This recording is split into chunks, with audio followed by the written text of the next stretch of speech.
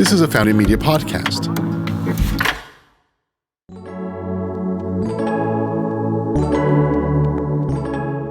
Hello, everyone. Welcome to Founders of Fashion. I'm your host, Jennifer Millspaugh.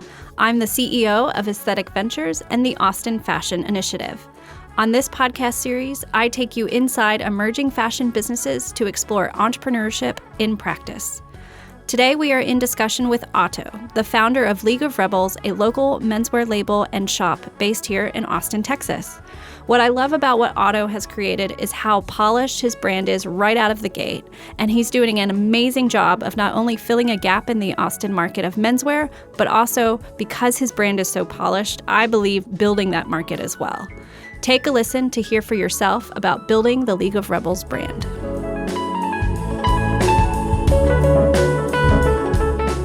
I'm so excited today to welcome Otto, the founder of League of Rebels, a local menswear label and shop based here in Austin, Texas. I'm a huge fan of your shop. Thank you. And I love the aesthetic and quality of the line that you produce.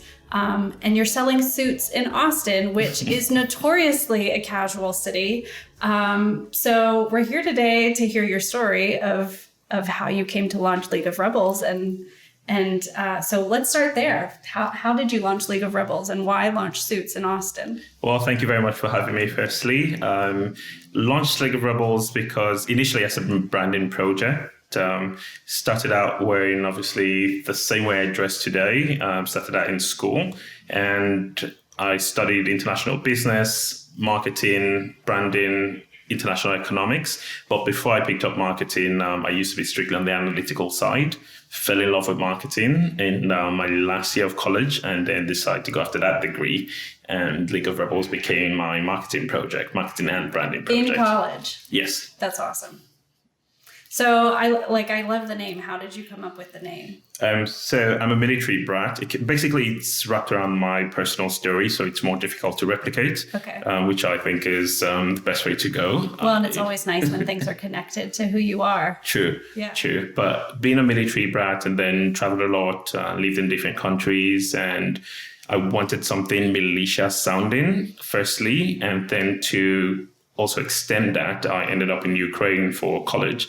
And had a group of friends that we all had the same lifestyle, partied together, studied together, sort of a band of brothers. So, but from every single person was from a different country, had a different original language, but we all spoke Russian in common. We all did everything else in common. And I figured something that wrapped around being a band of brothers, regardless of where you're from, what you're doing, and just have the same lifestyle.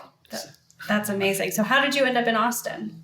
Austin, I did college in Dallas while in the US. Okay. I heard of this place called Austin, thought nothing of it. And we're amazing as well. How would you not? Yeah.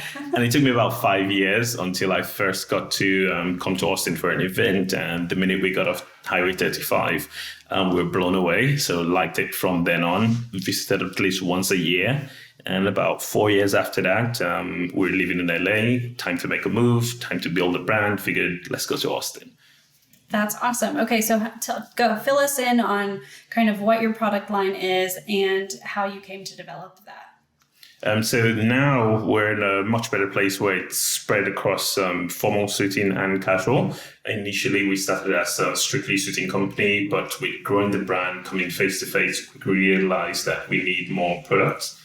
So we've now extended to dress shirts, accessories, and then the casual stuff like t-shirts, polos, and pajamas. And pajamas, yes. Oh, I love that. Okay. So what is it about your line that makes you unique? Just the level of work that we put into the product firstly, but also we'll go very minimal batch. So it's common to see small batch companies, but the scale at which we carry, so we'll have the essential stuff that we'll always carry. We've got a subline that will only release 5 pieces per product and only 5 styles. We'll do that every other month. Once that sells out, regardless of how fast it sells out, it'll never come back. So keep it on rotation, care details, companies that will source from and locations that will source from raw materials. Try to build a more unique, intricate story and small batch product. That's amazing. So are you always kind of sourcing new product, or are you kind of, you have your production facilities and suppliers, you kind of have those guys in mind and you keep going back. What does that look like? We have what I call the primary suppliers. Those will always stay steady. Those are our most valuable relationships, but always searching for new ones and always adding to the lineup as we add more products. Because some of them are able to overlap different type of products, but not all of them. And when we go into new product styles or just something completely different, we'll have to find and curate new possibilities. Awesome. Okay, so when you were going back and like kind of first launching, how did you go about finding your initial suppliers and your initial developing your initial product? What was that experience like for you? It was really cool. I've got an investigative mind, and I guess it goes into my telly watching as well. The only shows I watch are all about investigations like Poirot or Midsomer Murders, if that makes any sense. But so I figured out the easiest way, but to some degree also quite difficult to get that done. I looked for who I emulated the most as the number one brand that I wished to have product style or product quality that would match and be up to that level, so to say. For me, that was, it's a British brand called Hackett's. They've got the royal emblem, they dress Prince Charles and the princes and all. But that has always been the number one brand in my vision. So I figured, okay, I'm going to go after them. So where do they manufacture? What assembly lines, what production facilities, that's where I want to go. And so you just started digging in and asking around. And that was the real hard work. Yes, it is, because people don't want to share that stuff usually. Nobody does. But I think that's so important too, of that idea that you have another brand that you look to as kind of as inspiration for your own, or like, okay, this is kind of the vision of where I see we could be going, not in the sense that you're looking to match aesthetic or in any way copying that brand, but it's like, okay, I have a mentor essentially, regardless of whether or not they know they're actually mentoring you, but you have somebody like, okay, that's who I want, a benchmark. Yeah, exactly. So I hear that a lot with like designers and stuff. It's like, okay, yeah, we always wanted to be like X company, and you just kind of fill in the blank. So what does your typical day look like now that you have? How long have you had your store? The brick and mortar store has been around since summer of 2016. Initially started out in February as a pop-up shop for 3 months before converted into a permanent space. So just roughly about 2.5 years. So awesome. And now you've just expanded and your store is bigger. So you're growing and doing awesome things. Trying to. Yeah. And do you also have a direct to consumer or are you mostly selling through the store? Mostly through the store. We also have the website. So you can only get our products through the brick and mortar store or our website. Or your nowhere website. else. Yeah. Just through you guys. So like what is your typical day? What does that look like? Ever changing. So typical day for me, basically, I think I pretty much work almost around the clock, just because of the amount of work that I have to do. So I leave on technically 3 time zones. Through the night, I start my US mornings about 8-9 o'clock if I can get up. But then by the time 6 o'clock reaches, I'm slowing down at the store, but I'm also waking up on another time zone. And come 1 a.m., I'm waking up on another time zone. And I have to keep up with individuals in those time zones. So while I sleep, I'd have to roll over every about hour and a half, respond to an email or quick chat message, and then sleep back. And then keep that going, because I have to keep up with everybody else in their time zones. Some emails you just can't wait till the next day, because if I wait till my morning, they sleep. Before I know, it's 2 days between responding to one email. Right, and then things just get backed up. Yeah. So, and so now, how has your life changed since you've launched your company, other than the fact that you get sounds like zero sleep, so which is a recurring thing I think among all entrepreneurs. Yeah, you've like, got to pay the price. It's a price to pay. Life has changed in that I think it's just a lot more busy, and it gets me to pay more attention on details, on logistics, on being as effective as possible. Not always the case, just such is life, but I pay definitely more attention with trying to be as functional and effective as possible. as in the past where if I was just going to work from 9 to 5, all I have to do is wake up, get to the job on time, and at 5 p.m. It didn't matter what you got done. Now you're like, okay, I have to get as much things done as possible in the shortest amount of time. So, well, and you know, for me, when, you know, in launching my company, I enjoy the joy of being surprised by things that I didn't think I would like. And so that's something I always find really interesting. So what is it about your company that surprised you that you didn't think that you would enjoy or a lot of things, but in that aspect, I think what I've been through is realize or ask myself the question, what business am I in right now? Yeah. So initially, and some of them I only realized when I was already in that business as I calculated. So came up with the brand, figured, yes, menswear brand. And it's like, oh yeah, it's fashion, even though I like logistics more. And then face to face, I realized now I'm in the retail business. It's not just branding or marketing. I have to figure out that business properly and how to run it. The logistics business or the sourcing business when it came time to get the products and get the product to market. I didn't realize I love the logistics part as much as I do. Yeah. Initially, just the analytics, the background work, I think that's my safe haven. I can stay and analyze all I want, do the research. You like that marketing data? Yeah. I love that part. The logistics turned out to be very interesting for me, navigating customs, imports, what taxes and how to schedule items to come through the market. And then the retail part, I think it's a love-hate relationship for me still, because I'm an introvert to a good degree. Yeah. But then I realized quickly once the day came to open up the pop-up shop, it's like, I'm the only one here, so I've got to deal with every single person. And you have to be out there, and you have to like put yourself out there. It's really about having presence. At least while at the store. Right. Outside the store, I disappear. Yeah. But I love it a lot more than I expected to.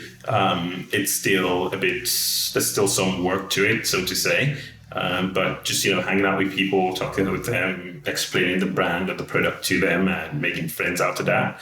It's been more enjoyable than I expected. Yeah. Let's put it that way. Is it ever scary? I was having a conversation with a friend the other day, and he was like, hey, Jen, are you like ever afraid about, you know, what you're doing and the work that you're doing? And I'm like, I liken it back to like when I was, you know, doing my doctorate and stuff. And I was like, well, I was really afraid then, because it was like I had to get done and I had to like put myself out there. And I was like, but it wasn't like a fear of I can't do it. And I was like, it kind of feels like that. Like, it's like, okay, I wake up every day like, oh, I have so much I have to do.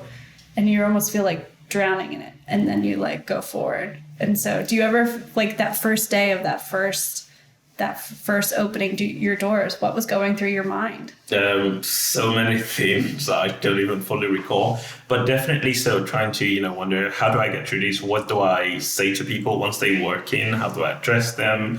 Do you say hello? How do you tell them about the product in approaching, you know, just retail in general? Mm-hmm. And then I find myself trying to recall instances of visiting other stores and trying to see or recall what they did or how they responded. Right. And just, you know, try to create a story from there. So yeah, you find your formula. Yeah. And then you like plug and chug. Okay, take out what's unique about them and put in what's unique about me. Yeah, and find ways to make it easier. Yeah. Because still being an introvert, and that's how the bar came around too. Because after you chat with people for a while and they're more relaxed, like, can I pour you a drink? And if you're not drinking scotch, I think you'll just ease into the It makes it better for everybody. Yeah. So, yeah. Well, I'm sure that was really fun, too, to go through your store and think about the different experiences you wanted people to have. And so, like, walk us through, what will somebody experience once they open the door and walk in? Come in, definitely, you know, invite the person in and say hello. Ask them a quick question if they've been there before or not. If they haven't, then give them a quick intro to the brand and try to make it as fast as possible so you don't, you know, run them mad or anything. And then just let them freely dictate how they want it to proceed. There are individuals who say, thank you, I'll let you know if I've got any questions. Let them roam free. When they do they will call on you. Individuals who are interested in or have questions, they will help them through. sit down, relax, offer water, Pepsi, whiskey. We're a Pepsi establishment, not Coke. Which is weird, but I think it's an actual thing. And then just make them feel as relaxed as possible. The longer one stays, if they want to spend more time, we've got certain sections to cater to, whether ready to wear or made to measure. And we'll just try to make it as easy as possible. Awesome. Okay. What has been your biggest challenge in starting your company? Biggest and challenge. Growing it? One of them would be the fear of scaling too fast. That's for sure. I think there are many challenges, and some just pop from nowhere. But the fear of scaling too fast, is it time? Is it not time? Should we take this additional risk? Because every day is a risk, basically. Right. And then also controlling myself as fast, putting out stuff, which still plays into scaling. So personally, I see the brand as, product I love, product I want to wear, product I want to enjoy. We're a smaller company, so we're always in production. And a challenge has been, if you time it wrongly, it can haunt you badly, so to say. But putting products into production, when they come out of production, the cost to get them to market, the cost of production, and knowing when to take a break, when to jump back in, or basically how to regulate that. Yeah. And it takes a while, I'd say, to build enough data to tell, okay, these are the key times, the key moments to make those moves. Okay. And so, I love that you brought up scaling and whether or not you scale too fast or not, because I think that's a really important issue for companies, and especially startups, is especially as you start to develop notoriety and people start to learn about your brand, it's almost like they're throwing so many opportunities at you that you're like, wait a minute, what are we actually going to do? What do we actually want to do? And so, like, to that end, what is your vision for the company that you want to be? Have you thought about what the long-term goal is, or? Yeah, so much so, even though I call it an ever-changing type situation. So in general, I'll say we want Austin to be home. Austin is home. The flagship's here. It would always be the major part of the brand. With time, we'd want to expand into other markets and try to replicate as closely, but also playing with those unique markets because they will change. And the customer is different in each place. Yeah. So profile in many ways vary, but understanding markets deeply and then knowing when or how to break into those markets. But Austin home, probably Houston number 2, we're looking at that right now. And then we'll pick on cities from there. And you'll go retail shop by retail shop, all owned, all controlled by you. Yes. Yeah. So it's a very closely, tightly held brand. So almost like you're establishing yourself as a legacy brand and building in that legacy as you go. I hope so, yeah. Which means less sleep, more work, and we'll keep chugging on. Yeah. So So what is next? So you're talking about Houston. That's super exciting. Yeah. What are kind of some of the initial decision-making factors for that'll make you say, yeah, this is a go or no? Okay. So exciting and scary at the same time. What I've seen with Houston, we get a good amount of customers that come up from there. So we always keep track where customers coming from, how long are they shopping, what is the percentage of visitors from these cities. We get the data from, say, Houston, Dallas, San Antonio, and then out of state. So you kind of are able to kind of do that. People come in, you ask them a few questions, and and then when they leave, are you guys making notes or? No, when they leave, when they buy. If you visit and don't buy, it doesn't go. Then it doesn't matter. Yes. Yeah. So when we check out, because we'll ship a lot of stuff to individuals, or just based off that conversation, we know where they're visiting from, and then we'll have that city marked down. Then we could just easily go pull a report by city and see what stacks up next after Austin. So that's the initial take as to where's the potential second location. Pop-up shops have been a big thing. That's how we started in the market. Did the pop-up in downtown Austin. Tested that for 3 months before we came full-time. And then did a pop-up shop at the Domain Q4 last year. It didn't work well. And after 3 months, I feel that's enough information to know if we should go or not. This isn't where we are. Yeah. And domain didn't check out, so we pulled back out and then expanded downtown because that was the bread and butter of our market. So Houston, however, for the first time, we're going to do a pop-up shop, but different location from the potential permanent location. They moved too slowly. I've got so many things on my plate, so if one's not active or trying to get into that conversation, negotiate fast, make a decision, and let's move, I just exit. And they didn't move too quickly, so we scratched it.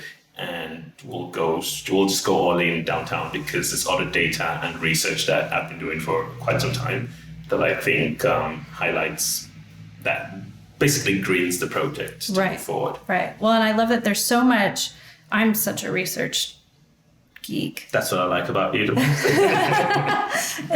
is I love that. I love the way that you talk about going in and it's like, okay, we're going to gather data from here, or we're able to make decisions about like this is an opportunity, but if that doesn't work out, we're going to go and find a plan B and kind of figure out what that, what the next opportunity looks like. So you're constantly creating a funnel of ideas into the company that you can then filter and say, does this fit with who League of Rebels is, or is it something that, no, we have to push that aside? It's just either A, not the right time, or B, it's just not right. It doesn't fit with who we are. So, exactly so. Have there been any like major things, opportunities that sounded cool that came across your doorstep that you were maybe initially excited about, but ultimately were like, no, I have to like push this away. This isn't who we are.